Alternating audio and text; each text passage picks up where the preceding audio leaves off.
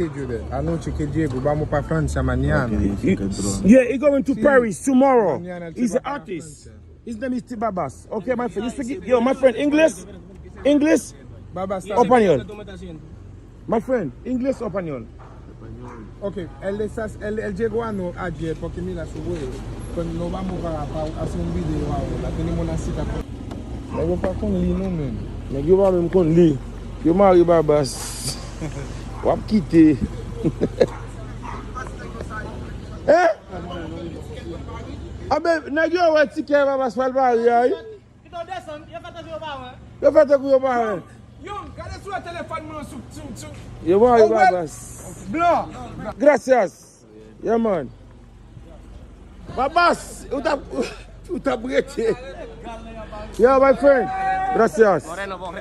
Yeah man. I'm was clot. Yo Mario Barbas. Quando ele tá por lá, ele já subiu ele. Bem. Cara aí. Ah, güey.